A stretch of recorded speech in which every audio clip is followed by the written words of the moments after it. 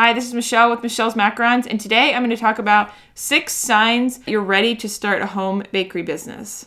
Okay, so if you're thinking about starting to sell your baked goods and you want to start a home bakery, go watch this video first and this video, and that will teach you the basics. But if you're just not super confident that you're ready to start, watch this and I will hopefully help you realize that you are. Okay, so number 1, you have your product down and you've had people taste it and give honest feedback. So when I say honest feedback, I mean like maybe do anonymous feedback, have a bunch of people taste it and find a way to have them fill out a card or something so they can really tell you what they feel instead of just tasting it and saying something nice about it. You want constructive criticism or even just criticism that you can take and use as constructive. So you just really want to know if people actually like what you're baking instead of just being nice to you about it, because that's not going to help you. So get some honest feedback on your product. Make sure it's as good as you can possibly make it before you start selling. Okay, number 2, a lot of people are asking you to sell. So if you have just been giving your baked goods to like friends and family or to work or something like that, and people are really starting to ask you consistently if they can buy them, or you have friends of friends asking to buy them or asking for them, that is a very good sign that you're ready to start a home bakery business. You already have the customers there ready to buy.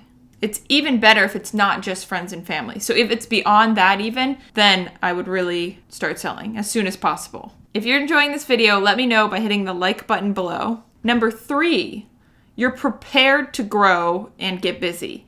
So that doesn't mean that you have a bunch of expensive equipment and all of that stuff. That means more like if you got a bunch of orders, you have something in place that could help you, whether that's maybe some friends and family that could help you, or you're able to take off work, or there's some time set aside every week where you know you'll be able to, or you have restrictions on your website where you say, I can only take this many orders a week. But before you start your home bakery business, I would make sure that you're just prepared to grow. Because that's the best case scenario, but it also can be worse. It can also be the worst case scenario, because if you get a bunch of orders and you can't fill them, it might be hard to get some of those customers back. So just be ready to grow quickly when you start. Be ready to grow slowly as well, but it's possible that you will grow very quick at first or have a lot of orders at first, and you'll need to be ready for that. So think of the best case scenario when you start as well as the worst case. Okay, number 4, you have a price set. This is a very hard one, and I will have a pricing video soon. Unless you're watching this later, then go to my channel and maybe I already have it made. But don't underprice your baked goods just because you're just starting out. I mean, you can price them a little lower, but don't think just because I'm a new baker, I need to make them 50 cents, $1, or whatever. So go by how many people want your product. Does it taste good? How I'm packaging it. Price based on those things instead of how long you've been doing it. Okay, number 5, you've researched the laws in your area to see what's allowed. So you should definitely do that before you start, because some states don't allow things that other states allow out of home bakeries. So you might be able to make cheesecakes in Ohio, but California, maybe that's restricted. So before you start picking out what product you're going to sell and kind of get your hopes up, make sure you look up the cottage laws in your area, in your state, and then also in your county.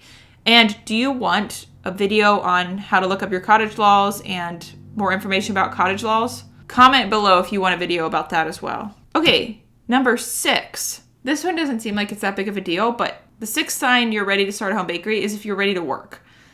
Like, I think a lot of people think, oh, I'm just going to bake and it's going to be easy and fun, and it is most of the time, but it's a lot of hard work. You might have late nights, you might have to not get a lot of sleep.